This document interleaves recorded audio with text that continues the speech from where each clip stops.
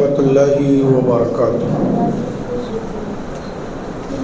ان الحمد للہ نحمده ونستعینه ونستغفره ونؤمن به ونتوکل علیہ ونعوذ باللہ من شرور انفسنا ومن سیئات اعمالنا من يهدي الله فلا مضل له ومن يضلله فلا هادي له ونشهد ان محمدا عبده ورسوله ارسله بالحق بشيرا ونذيرا اما بعد فان خير الحديث كتاب الله وخير الهدي هدي محمد صلى الله عليه وسلم وشر الامور محدثاتها وكل محدثة بدعة وكل بدعة ضلالة وكل ضلالة في النار۔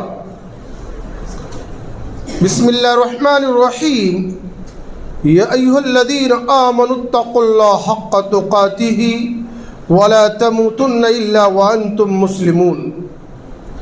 يا أيها الناس اتقوا ربكم الذي خلقكم من نفس واحدة وخلق منها زوجها وبث منهما رجالا كثيرا ونساء واتقوا الله الذي تساءلون به والأرحام إن الله كان عليكم رقيبا۔ يا أيها الذين آمنوا اتقوا الله وقولوا قولا سديدا يصلح لكم أعمالكم ويغفر لكم ذنوبكم ومن يطع الله ورسوله فقد فاز فوزا عظيما۔ وقال تعالى في موضع آخر: والسابقون الأولون من المهاجرين والأنصار والذين اتبعوهم بإحسان رضي الله عنهم ورضوا عنه وأعد لهم جنات تجري تحتها الأنهار خالدين فيها أبدا ذلك الفوز العظيم۔ انتہائی قابل قدر، قابل عزت، قابل احترام ذی وقار بزرگوں، دینی اسلامی بھائیوں، نوجوان ساتھیوں، عزیز بچوں، پردہ نشین میری ماں اور بہنوں، دربار الہی میں دعا اور التجا ہے کہ اللہ مجھے حق بات کہہ سکنے کی، سمجھا سکنے کی توفیق بخشے، بات ازاں مجھے اور آپ سبھی لوگوں کو کہی ہوئی باتوں پر نیک عمل کرنے کی توفیق بخشے، آمین ثم آمین۔ معزز حاضرین جمعہ، اللہ تعالیٰ اس کائنات کا خالق و مالک ہے، اور اللہ نے اپنی مرضی کے مطابق مخلوقات کو پیدا کیا ہے، اور پھر اللہ نے ان میں سے جس کو جو مقام اور جو درجہ دینا چاہے وہ اپنی علم اور اپنی حکمت کے مطابق اس کو وہ مقام دیا ہے۔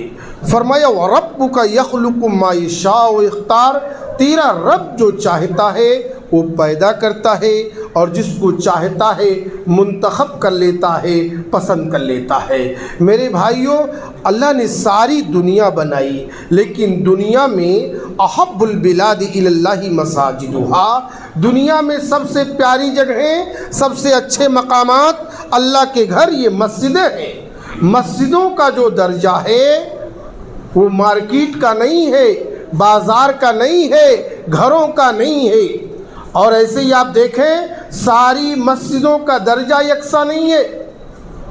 مسجد حرام کا درجہ سب سے بڑا ہے، اس کے بعد مسجد نبوی کا درجہ ہے، اس کے بعد مسجد اقصیٰ کا درجہ ہے، اور یہ سب اللہ کے انتخاب اور اختیار کی چیز ہے۔ اور ایسے ہی اللہ نے رسولوں کو پیدا کیا، پھر ان میں بھی درجہ بندی کر رکھی ہے۔ فرمایا تلک الرسل فضلنا بعضهم علی بعض، یہ رسول ہیں جن میں سے بعض کو ہم نے بعض پر فضیلت دے رکھی ہے۔ اور ایسے ہی اللہ نے تمام مخلوق کو پیدا کیا، پھر ان میں سے کچھ لوگوں کو اپنے نبی کے لیے چن لیا جن کو صحابہ کہا جاتا ہے۔ اور ہم مسلمانوں کا یہ عقیدہ ہے کہ رسولوں کے بعد اس روئے زمین پر اگر سب سے افضل کوئی جماعت ہے سب سے افضل کوئی مخلوق ہے تو وہ صحابہ کی جماعت ہے۔ دلیل خیر القرون قرنی ثم الذین یلونہم ثم الذین یلونہم۔ میرے بھائیو، پیارے نبی جناب محمد الرسول اللہ صلی اللہ علیہ وسلم ارشاد فرماتے ہیں کہ اے دنیا کے لوگوں، جان لو سب سے بہترین زمانہ میرا زمانہ ہے، اور میرے بعد صحابہ کا ہے، اور صحابہ کے بعد تابعین کا ہے۔ میرے بھائیوں، انہی مقدس ترین جماعت میں سے ایک عظیم شخصیت ہے خلیفہ ثالث داماد رسول جامع القرآن حضرت عثمان بن عفان رضی اللہ تعالیٰ عنہ۔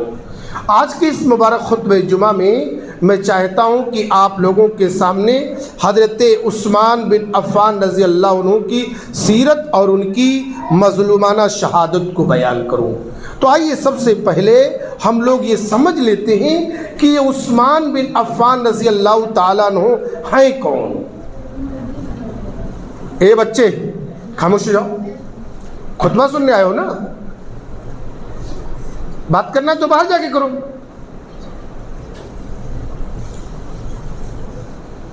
عثمان بن عفان رضی اللہ تعالیٰ عنہ ہیں کون؟ ان کا نام و نسب یہ ہے عثمان بن عفان بن ابی العاص بن امیہ بن عبد شمس بن عبد مناف القرشی الاموی، وہی قریش کا قبیلہ جو نبی کریم صلی اللہ علیہ وسلم کا قبیلہ ہے، حضرت عثمان کا بھی وہی قبیلہ ہے۔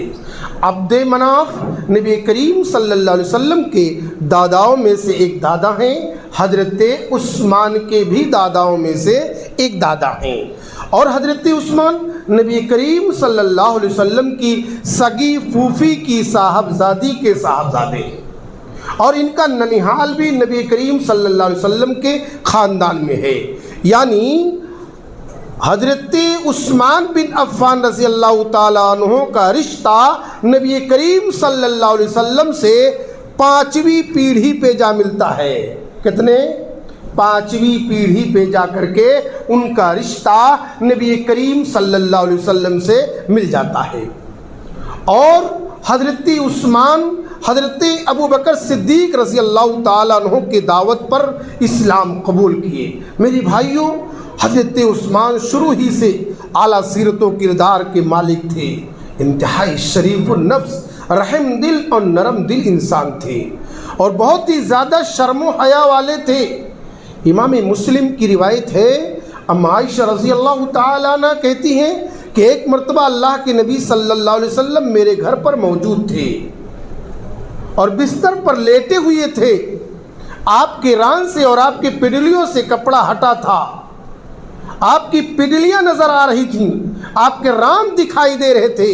اسی دوران حضرت ابوبکر صدیق آئے گھر پہ، اور انہوں نے گھر میں آنے کی اجازت طلب کی۔ اللہ کے نبی اسی حالت میں ہیں اور انہیں اجازت دے دیے، وہ آئے، آپ سے بات چیت کیے۔ پھر حضرت عمر رضی اللہ تعالیٰ عنہ آئے، وہ بھی گھر میں آنے کی اجازت طلب کیے۔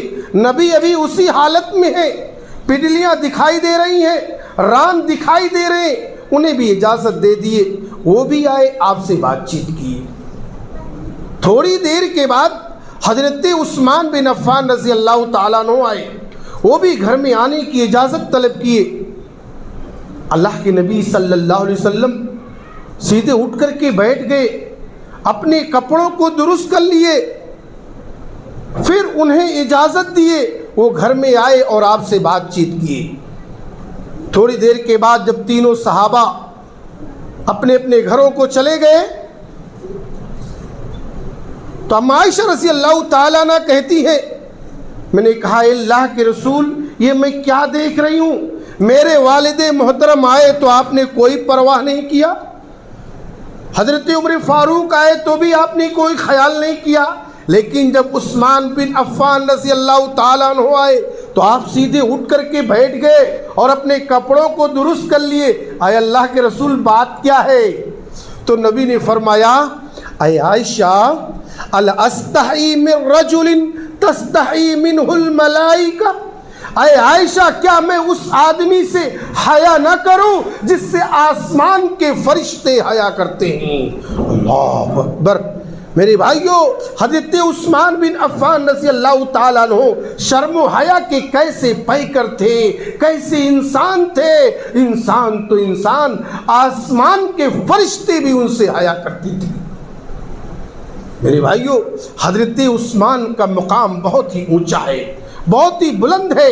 آپ لوگ اس بات سے اندازہ لگائیں، امام الانبیاء جناب محمد الرسول اللہ صلی اللہ علیہ وسلم کو جب نبوت ملی، آپ صلی اللہ علیہ وسلم نبوت کے منصب پر فائز ہوئے، تو نبی ہونے کے بعد سب سے پہلے آپ نے جس شخص کو اپنا رشتہ دار بنایا، اس زمین کے اوپر اور اس آسمان کے نیچے نبی ہونے کے بعد آپ نے جس شخص کو، جس آدمی کو اپنا رشتہ دار بنایا، وہ شخص بنی امیہ کے خاندان کا چشم و چراغ حضرت عثمان بن عفان رضی اللہ تعالیٰ عنہ تھا۔ نبی نے عثمان کو اپنا داماد بنایا، اپنی بیٹی حضرت رقیہ کا نکاح ان کے ساتھ کر دیا، اور غزوہ بدر کے موقع پر میرے بھائیوں، وہ غزوہ بدر جو مسلمانوں اور کافروں کی پہلی جنگ ہے، اس موقع پر حضرت رقیہ بیمار ہو گئیں۔ نبی نے کہا اے عثمان، تم میری بیٹی رقیہ کی تیمارداری کرو، اور خود اللہ کے نبی صلی اللہ علیہ وسلم غزوے پہ چلے گئے۔ جب غزوے سے واپس آئے، اس وقت حضرت رقیہ اللہ کو پیاری ہو چکی تھیں، ان کا انتقال ہو چکا تھا۔ نبی نے عثمان کے چہرے پر اداسی دیکھی تو نبی نے اپنی دوسری بیٹی ام کلثوم کا نکاح ان کے ساتھ کر دیا۔ اور میرے بھائیوں، جب ام کلثوم کا بھی انتقال ہو گیا، حضرت عثمان کے مقام کو میرے بھائیوں پہچانو، ان کے مرتبے کے پہچانو، اور نبی کے اس جملے کو یاد کرو۔ نبی نے کیا کہا تھا؟ کہا اے عثمان، اگر آج میرے پاس کوئی اور بیٹی ہوتی تو اس کا بھی نکاح میں تیرے ساتھ کر دیتا۔ یہ ہے مقام کس کا میرے بھائیوں؟ حضرت عثمان کا۔ ان کے مقام کا کیا کہنا میرے بھائیوں؟ یہ قرآن مجید کا جو نسخہ ہے نا، نبی کے زمانے میں یہ قرآن نسخے کی شکل میں نہیں تھا، سوکھے چمڑوں پر لکھا جاتا تھا، لکڑی کی تختیوں پر لکھا جاتا تھا، لیکن اللہ اکبر، حضرت عثمان نے اس قرآن کو جمع کیا اور اس قرآن کے نسخے کو پوری دنیا میں بھیجا۔ اے مسلمانوں، آج جو ہمارے ہاتھوں میں یہ قرآن مجید کا نسخہ ہے، ہماری مسجدوں میں ہے، ہمارے گھروں میں ہے، اس کو جمع کس نے کیا ہے؟ حضرت عثمان بن عفان رضی اللہ تعالی عنہ نے جمع کیا ہے۔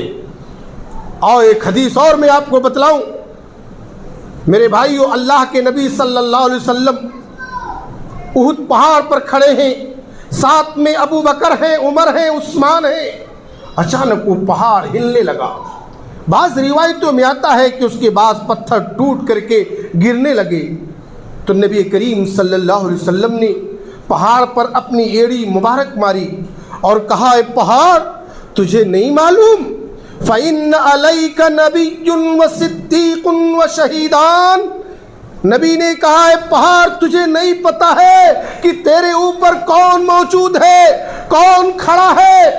نبی کہتے پہاڑ، تیرے اوپر ایک نبی موجود ہے، ایک صدیق موجود ہے، اور دو شہید کھڑے ہیں، حضرت عمر فاروق اور عثمان رضی اللہ عنہما کھڑے ہیں۔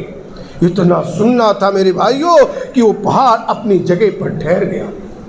میرے بھائیوں، میرے دوستوں، حضرت عثمان کے بارے میں آپ لوگوں کو بتلاؤں، یہ ایک تاجر آدمی تھے، بزنس مین، اور بہت بڑے تاجر تھے، بہت دولت مند تھے۔ اللہ نے ان کو دولت سے بہت زیادہ نوازا تھا، اور جتنے زیادہ امیر تھے، مالدار تھے، اتنے زیادہ سخی بھی تھے۔ اللہ کے راستے میں بے شمار اپنی دولتیں نبی کے ایک اشارے پر بے دریغ خرچ کر دیا کرتے تھے۔ آئیے چند نمونہ میں آپ لوگوں کے سامنے رکھوں۔ امام الانبیاء جناب محمد الرسول اللہ صلی اللہ علیہ وسلم جب مکہ سے ہجرت کر کے مدینہ تشریف لائے اور آپ کے پیچھے آپ کے جانثار صحابہ بھی آئے، میرے بھائی اس وقت مدینہ میں پانی کی بڑی قلت تھی۔ پورے مدینہ میں صرف ایک ہی میٹھا کنواں تھا جس کو بیر روما کہا جاتا تھا، اس کا پانی بڑا میٹھا تھا، لیکن اس کنویں کا مالک ایک یہودی تھا، پانی بیچتا تھا۔ صحابہ کرام کے پاس جب تک پانی خرید کر کے پینے کی طاقت تھی پانی خرید کر کے پیتے رہے، لیکن جب صحابہ کے پاس طاقت نہیں رہی کہ وہ پانی خرید کر کے پی سکیں تو صحابہ نبی کے پاس آئے، کہنے لگے اللہ کے رسول صلی اللہ علیہ وسلم ہمارے پاس اب طاقت نہیں ہے کہ ہم پانی خرید کر کے پی سکیں، اے اللہ کے نبی آپ پانی کا بندوبست کر دیں۔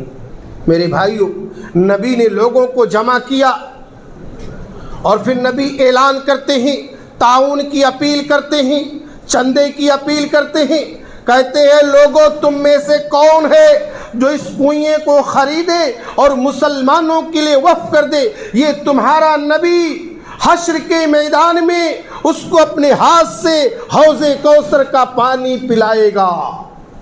میرے بھائیوں، ابھی نبی یہ اعلان کر ہی رہے تھے کہ لوگوں تم میں سے کون ہے جو اس کنویں کو خریدے اور مسلمانوں کے لیے وقف کر دے، یہ تمہارا نبی اس کو اپنے ہاتھ سے حوض کوثر کا پانی پلائے گا۔ چشم فلک نے دیکھا کہ حضرت عثمان بن عفان رضی اللہ تعالیٰ عنہ اٹھ کھڑے ہوئے، کہنے لگے اے اللہ کے نبی آپ نے حوض کوثر کے پانی پلانے کا وعدہ کیا ہے تو اے میرے نبی اب آپ اعلان مت کیجئے، چندے کی اپیل مت کیجئے، عثمان اپنی جیب سے اس کنویں کو خریدے گا اور مسلمانوں کے لیے وقف کرے گا۔ چنانچہ میرے بھائیوں میرے دوستوں، حضرت عثمان اس کنویں کو خرید کر کے مسلمانوں کے لیے وقف کر دیے۔ کون؟ عثمان بن عفان رضی اللہ تعالیٰ عنہ۔ میرے دوستوں میرے بھائیوں، ابھی زیادہ دن نہیں بیتے تھے مدینہ کے اندر مسلمانوں کی تعداد بڑھنے لگی، اسلام پھیلنے لگا۔ وہ مسجد نبوی جس کی بنیاد نبی نے اپنے ہاتھ سے رکھی تھی، وہ مسجد مسلمانوں کے لیے چھوٹی پڑنے لگی۔ نبی نے دیکھا کہ میری مسجد تنگ دامانی کا شکوہ کر رہی ہے، میری مسجد مسلمانوں کے لیے چھوٹی ہو گئی ہے۔ نبی اعلان کرتے ہیں، تعاون کی اپیل کرتے ہیں، کہتے ہیں کون ہے تم لوگوں میں سے جو میری مسجد کی توسیع کے لیے زمین خرید کر کے دے؟ یہ تمہارا نبی محمد وعدہ کرتا ہے کہ میں اس شخص کو اس زمین کے بدلے جنت میں ایک محل دلاؤں گا۔ میرے بھائیوں، حضرت عثمان بن عفان رضی اللہ تعالیٰ عنہ سنتے ہیں کہ نبی جنت میں ایک محل دلانے کا وعدہ کر رہے ہیں۔ حضرت عثمان بن عفان اٹھ کھڑے ہوئے، کہنے لگے اے اللہ کے نبی آپ نے جنت میں ایک محل دلانے کا وعدہ کیا ہے تو کسی سے ایک پائی لینے کی ضرورت نہیں ہے، مسجد کے لیے زمین میں خرید کر کے دوں گا، اپنی جیب سے میں زمین خریدوں گا اور اللہ کے نام پر وقف کر دوں گا۔ چنانچہ میرے دوستوں میرے بھائیوں، حضرت عثمان مسجد نبوی کے لیے جگہ خرید کر کے اللہ کے نام پر وقف کر دیے۔ کون؟ حضرت عثمان بن عفان رضی اللہ۔ آؤ مسلمانوں، اور میں آپ کو بتاؤں، کچھ ہی عرصے کے بعد غزوہ تبوک کا معاملہ پیش آ گیا، اور غزوہ تبوک ایسے وقت میں پیش آیا کہ اس وقت مدینہ میں شدت کی گرمی تھی، بہت سخت گرمی تھی، اور مسلمانوں کے پاس کھانے پینے کی چیز کی کمی تھی۔ اللہ کے نبی صلی اللہ علیہ وسلم تعاون کی اپیل کرتے ہیں کہ غزوے پہ جانا ہے، مسلمانوں کے پاس جو بھی کچھ تھا لا کے نبی کی خدمت میں پیش کر دیے۔ ایک بات اور بتاتا چلوں میرے بھائیوں، مقام تبوک مدینہ سے بڑی دوری پر تھا، پیدل جانا مشکل تھا۔ اللہ کے نبی صلی اللہ علیہ وسلم اعلان کرتے ہیں کہ لوگوں تبوک چلنا ہے۔ صحابہ نبی کے پاس آئے، کہنے لگے اللہ کے رسول ہم سر کٹانے کے لیے تیار ہیں، ہم جان دینے کے لیے تیار ہیں، ہم کفار و مشرکین سے لڑنے کے لیے تیار ہیں، لیکن صحابہ کے آنکھوں میں آنسو ہیں۔ کہنے لگے اے اللہ کے نبی ہمارے پاس سواری نہیں ہے، اب سواری کا انتظام کر دیجئے۔ میرے بھائیو، اللہ کے نبی اعلان کرتے ہیں، کون ہے تم لوگوں میں سے جو تبوک جانے کے لیے سواریوں کا انتظام کر دے؟ یہ تمہارا نبی محمد اس کو جنت کی خوشخبری دے رہا ہے۔ حاضرین جمعہ، حضرت عثمان بن عفان رضی اللہ تعالیٰ عنہ تاجر آدمی تھے۔ ان کا ایک قافلہ ملک شام جانے کے لیے تجارت کی غرض سے تیار تھا۔ اس قافلے میں 200 اونٹ تھے، اس پر ساز و سامان لدے ہوئے تھے۔ حضرت عثمان بن عفان سنتے ہیں کہ نبی جنت کی خوشخبری دے رہے ہیں۔ میرے بھائیو، وہ 200 اونٹ، ساز و سامان اور 29.5 کلو چاندی لے کر کے نبی کی خدمت میں پہنچ گئے۔ کہنے لگے، اللہ کے نبی آپ اس کو قبول فرمائیے۔ اللہ کے نبی پھر اعلان کرتے ہیں، کون ہے جو تبوک جانے کے لیے سواریوں کا انتظام کر دے؟ حضرت عثمان پھر اٹھ کھڑے ہوئے۔ بتلانا مقصود یہ ہے میرے دوستو کہ اس غزوہ تبوک کے موقع پر حضرت عثمان بن عفان رضی اللہ تعالیٰ عنہ نے 900 اونٹ 100 گھوڑے دیے۔ کتنے؟ 900 اونٹ 100 گھوڑے اللہ کے راستے میں دیے، اور اس پر بھی ان کو اطمینان نہیں ہوا تو گھر پر گئے، 1000 دینار لے کر کے آئے، نبی کے ہاتھوں میں رکھ دیے۔ اللہ کے نبی صلی اللہ علیہ وسلم اس 1000 دینار کو اپنے ہاتھوں میں دیکھتے ہیں، 1000 اشرفی کو الٹتے ہیں، پلٹتے ہیں اور بہت زیادہ خوش ہوتے ہیں، اور کیا کہتے ہیں؟ مسلمانوں سنو، غور سے سننا، اتنا زیادہ میرے نبی خوش ہوئے، کہتے ما ضر عثمان ما ضر عثمان ما عمل بعد اليوم۔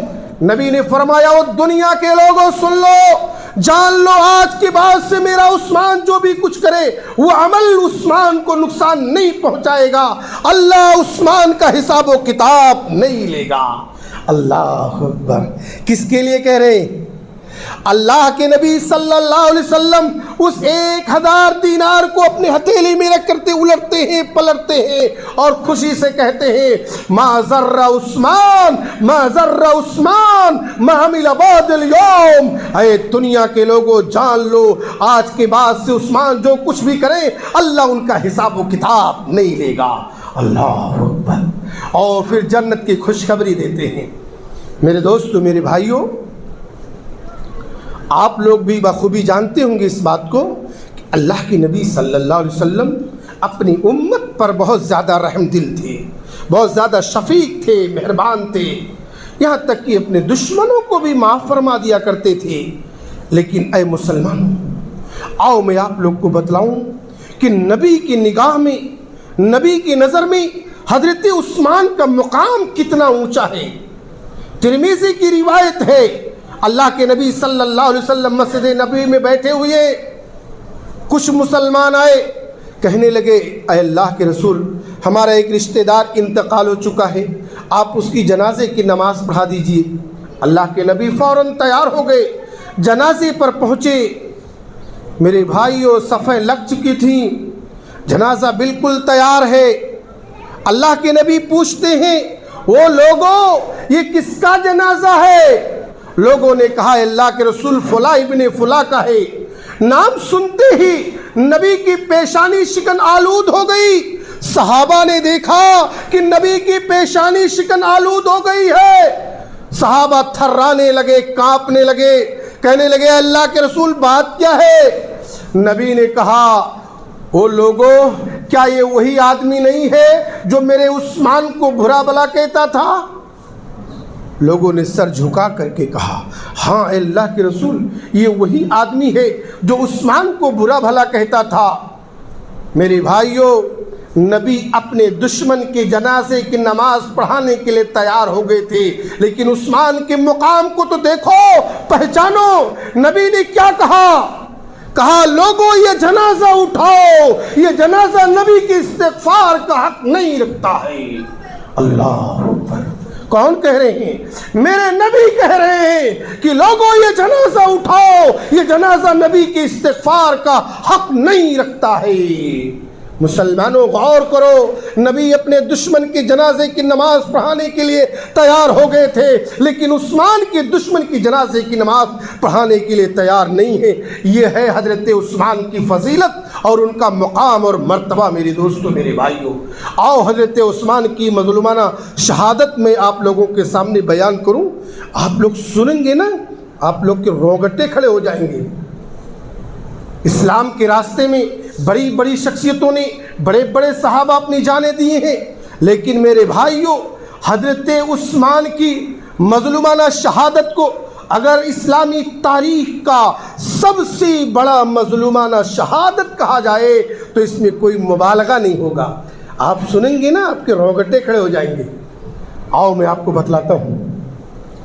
حضرت عثمان بن عفان رضی اللہ تعالیٰ عنہ، میرے دوستو، میرے بھائیوں، مسلمانوں پر 12 سال حکومت کیے۔ کتنے سال؟ 12 سال۔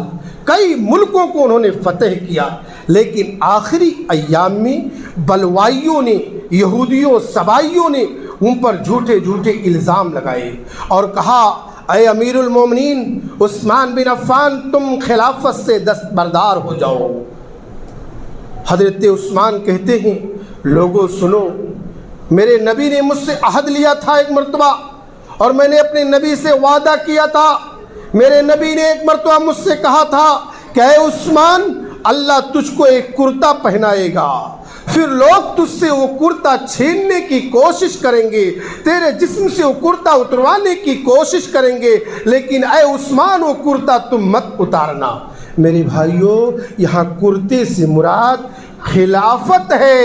اس لیے آپ دیکھیں، عثمان بن عفان رضی اللہ تعالیٰ عنہ شہید ہو گئے، لیکن خلافت سے دستبردار نہیں ہوئی۔ اسلامی تاریخ بتاتی ہے کہ امیر المومنین عثمان بن عفان رضی اللہ تعالیٰ عنہ کے گھر کو چاروں طرف سے جب بلوائیوں نے گھیر لیا، ان کے گھر کا محاصرہ کر لیا، تو صحابی رسول حضرت ابو ہریرہ رضی اللہ تعالیٰ عنہ دوڑے ہوئے آئے، کہنے لگے، امیر المومنین، آپ کے گھر کو چاروں طرف سے بلوائی گھیرے ہوئے ہیں، لیکن اے امیر المومنین، آج بھی مدینہ کے اندر 700 صحابہ موجود ہیں، اگر آپ حکم دیں تو ہم ان کی گردنیں اڑا دیں۔ اللہ اکبر۔ میرے بھائیو، حضرت عثمان کیا کہتے ہیں؟ کتنے نرم دل انسان ہیں، ذرا سوچو کیا جواب دیتے ہیں۔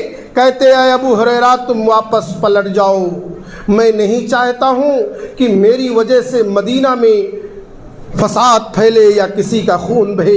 حضرت ابو ہریرہ کو واپس کر دیے۔ میرے بھائیوں، ملک شام کے گورنر کو پتا چلا کہ امیر المومنین عثمان بن عفان کے گھر کو چاروں طرف سے بلوائی گھیرے ہوئے ہیں۔ وہ گورنر پیغام بھیجتا ہے، امیر المومنین، آپ کی حفاظت کے لیے 60,000 فوج موجود ہے، صرف آپ حکم دے دیجئے۔ کیا جواب دیتے ہیں مسلمانوں؟ غور سے سنو۔ کہتے ہیں، گورنر، 60,000 تو بڑی بات ہے، مجھے 60 آدمیوں کی بھی ضرورت نہیں ہے۔ میں نہیں چاہتا ہوں کہ میری وجہ سے نبی کے شہر میں فساد پھیلے یا کسی کا خون بہے۔ اس کے پیغام کو بھی ٹھکرا دیتے ہیں۔ میرے دوستو، میرے بھائیوں، تاریخ بتاتی ہے امیر المومنین عثمان بن عفان رضی اللہ تعالیٰ عنہ اپنے گھر میں محصور ہیں، چاروں طرف سے ان کے گھر کو بلوائی گھیرے ہوئے ہیں۔ کئی دن بیت گئے، امیر المومنین اپنے گھر میں محصور ہیں۔ ایک دن امیر المومنین عثمان بن عفان رضی اللہ تعالیٰ عنہ اپنے گھر کے چھت پر چڑھے اور بلوائیوں سے کہتے ہیں، اے بلوائیوں، اللہ کی قسم دے کر میں تم لوگوں سے یہ پوچھنا چاہتا ہوں، بتاؤ، جب مکہ سے مدینہ میں مسلمان آئے تھے، ایک ایک بوند پانی کے لیے ترس رہے تھے، مسلمانوں کے پاس پینے کے لیے پانی نہیں تھا، وہ کون تھا جس نے مسلمانوں کے لیے پانی کا بندوبست کیا تھا؟ دشمنوں نے کہا، عثمان، وہ تم تھے۔ کہنے لگے، اے بلوائیوں، آج اسی کنویں سے تم مجھے پانی پینے کی اجازت نہیں دیتے ہو۔ کہنے لگے، اے بلوائیوں، اللہ کی قسم دے کر میں تم لوگوں سے یہ پوچھنا چاہتا ہوں، بتاؤ، مسجد نبوی جب چھوٹی پڑ گئی تھی، کون تھا تھا جس نے مسجد نبوی کے لیے زمین خرید کر کے دیا تھا؟ وہ کون تھا جس نے مسجد نبوی تعمیر کروایا تھا؟ دشمنوں نے جواب دیا عثمان و تم تھے۔ کہنے لگے بلوائیو آج اسی مسجد میں تم لوگ مجھے نماز پڑھنے کی اجازت نہیں دیتے ہو۔ میرے بھائیو، اما عائشہ رضی اللہ تعالیٰ عنہ کو پتا چلا کہ آج امیر المومنین عثمان بن عفان رضی اللہ تعالیٰ عنہ اپنے گھر کے چھت پر چڑھ کر کے بلوائیوں سے پانی مانگ رہا تھا، پانی کا سوال کر رہا تھا۔ اما عائشہ رضی اللہ تعالیٰ عنہ مشکیزے میں پانی لیتی ہیں اور امیر المومنین کے گھر کی طرف جانے لگتی ہیں، لیکن ان بلوائیوں نے ان کا بھی راستہ روکا، ان کو نہیں جانے دیا اور مشکیزے کو توڑ دیا۔ میرے دوستو، میرے بھائیوں، اما عائشہ کو بھی امیر المومنین کے گھر کی طرف نہیں جانے دیا۔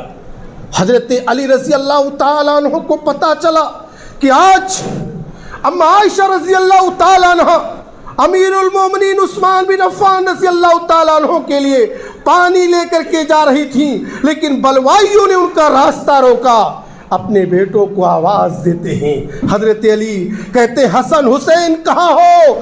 آؤ، آج داماد رسول پیاسا ہے، نبی کا داماد پیاسا ہے، وہ ایک ایک بوند پانی کے لیے ترس رہا ہے۔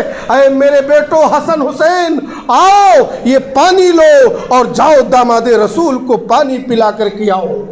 میرے دوستو، میرے بھائیوں، حسن حسین پانی لیتے ہیں، امیر المومنین کے گھر کی طرف جانے لگتے ہیں، لیکن بلوائیوں نے ان کا بھی راستہ روکا، دونوں میں جھڑپیں ہوئیں۔ قربان جائیے میرے دوستو حضرت عثمان پر، کتنی نرم دل انسان ہے، ذرا سوچو۔ حضرت حسن حسین اور بلوائیوں میں جھڑپیں ہو رہی ہیں، بحث و تکرار ہو رہا ہے۔ اتنے میں گھر کی کھڑکی کی طرف سے دیکھتے ہیں، جھروکے سے دیکھتے ہیں کہ نبی کے نواسوں سے بلوائی بھیڑے ہوئے ہیں۔ آواز دیتے ہیں اے نبی کے نواسوں رک جاؤ، مجھے یہ گوارا نہیں ہے کہ میری وجہ سے نبی کے نواسوں کو تکلیف پہنچے۔ میرے دوستو بلند آواز میں کہتے ہیں اے نبی کے نواسوں، تمہارے نانا کے رب کی قسم دے کر میں کہتا ہوں کہ تم لوگ واپس چلے جاؤ، میری وجہ سے مت لڑو، لڑنا ہے تو اللہ کے لیے لڑو، میرے لیے مت لڑو۔ میرے دوستو حسن حسین کو بھی واپس کر دیتے ہیں۔ حاضرین جمعہ، تاریخ بتلاتی ہے امیر المومنین اپنے گھر میں محصور ہے، چوری چھپے کہیں سے کچھ آ جاتا تو وہی کھا لیتے تھے۔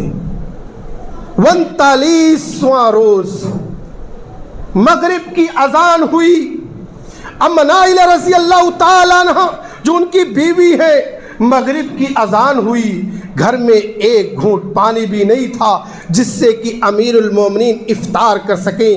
کہنے لگیں اے میرے پیارے شوہر، آج گھر میں ایک گھونٹ پانی بھی نہیں ہے جس سے آپ افطار کر لیں۔ کہنے لگے میری پیاری بیوی کوئی بات نہیں ہے، فکر کرنے کی کوئی ضرورت نہیں ہے، میں نے روزہ نیت سے رکھا تھا اور نیت سے افطار بھی کر لیتا ہوں۔ پھر میرے دوستو حضرت عثمان قرآن پڑھنے لگتے ہیں۔ قرآن پڑھتے پڑھتے کمزوری اور نقاہت کی وجہ سے ان کا سر مبارک قرآن پر لڑک جاتا ہے، بے ہوش ہو جاتے ہیں۔ اما نائلہ رضی اللہ تعالیٰ عنہ دیکھتی ہیں کہ امیر المومنین کا سر مبارک قرآن پر لڑک گیا ہے۔ ان کے دل میں خیال پیدا ہوا کہ لگتا ہے آج میرے پیارے شوہر دنیا سے رخصت ہو چکے ہیں، آج امیر المومنین دنیا سے جا چکے ہیں۔ آواز دیتی ہیں اے عثمان آنکھیں کھولو، اے عثمان آنکھیں کھولو۔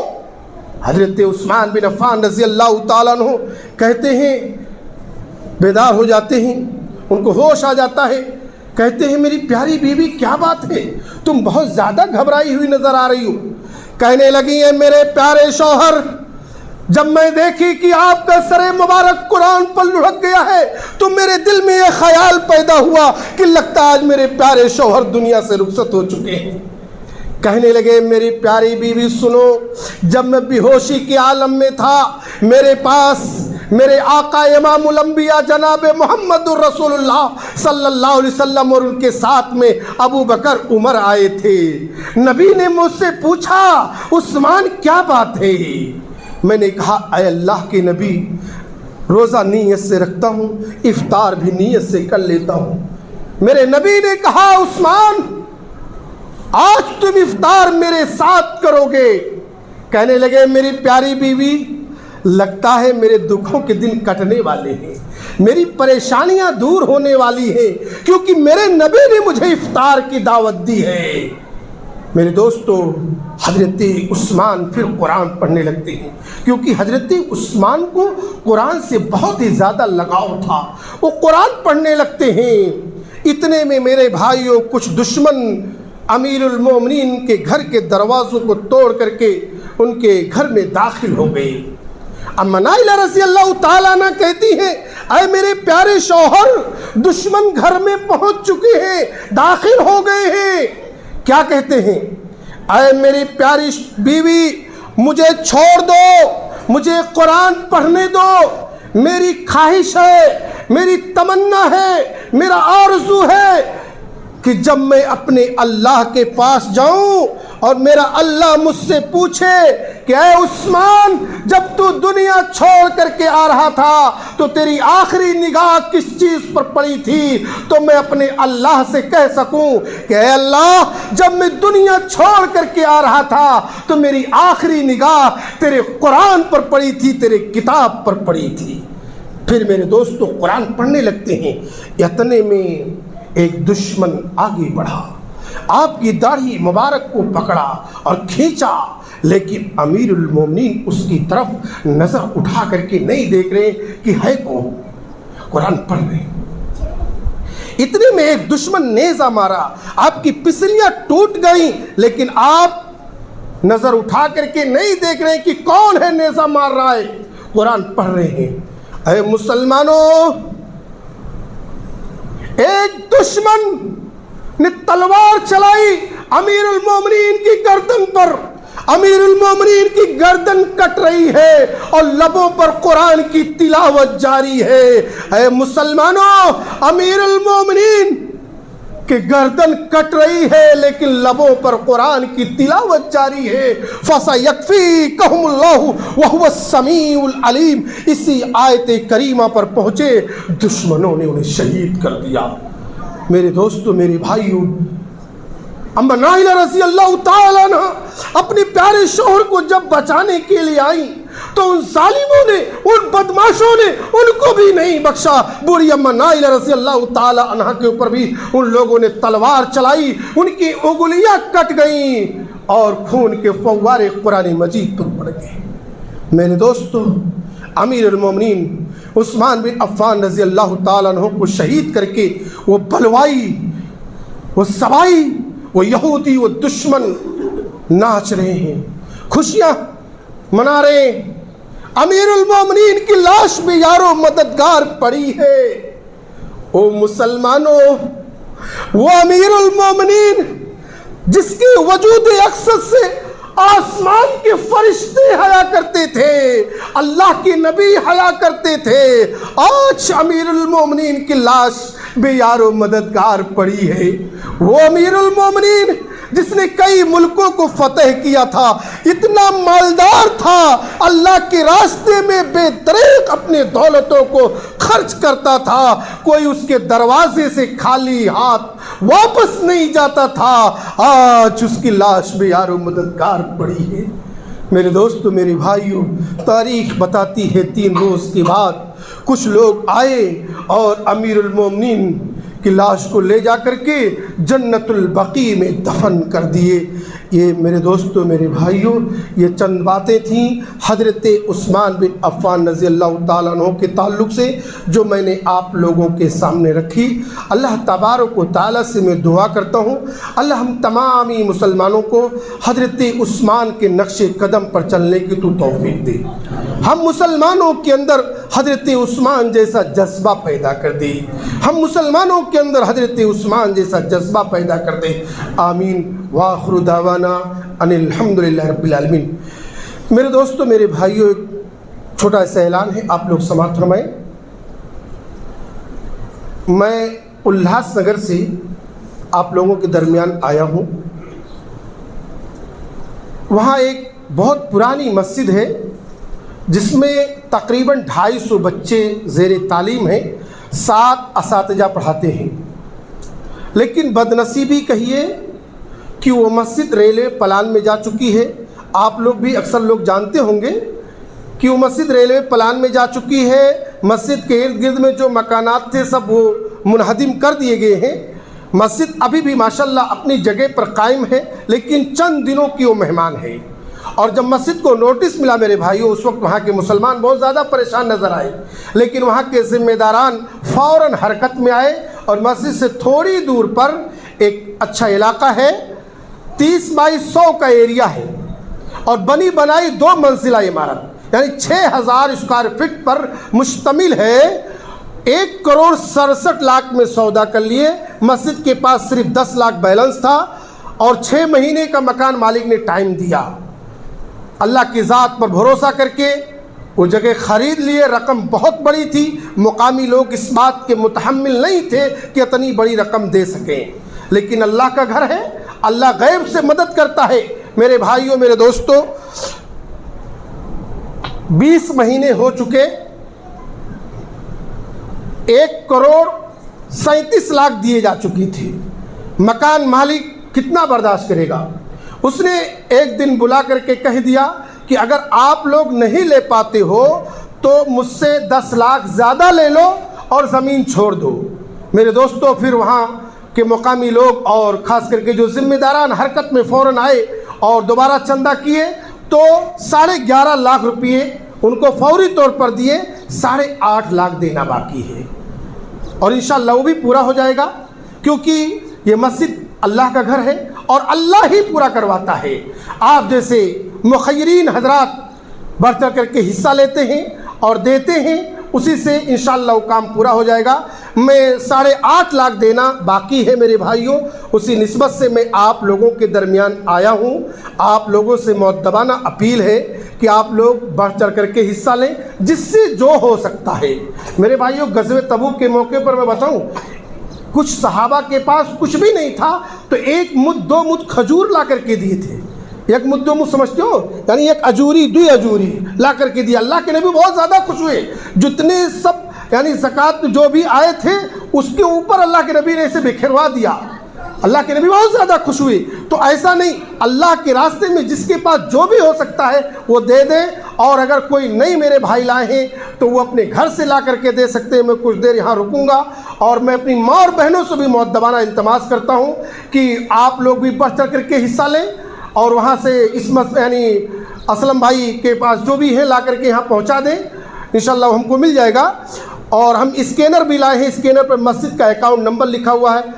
اگر آپ اکاؤنٹ میں ڈالیں گے پیسہ تو ڈائریکٹ آپ کا پیسہ مسجد کے کھاتے میں جائے گا۔ اللہ تبارک و تعالیٰ آپ لوگ کو صحت و عافیت کے ساتھ رکھے، آپ لوگ کے کاروبار میں خیر و برکت عطا فرمائے، آپ لوگ کو لمبی عمر دے، آمین۔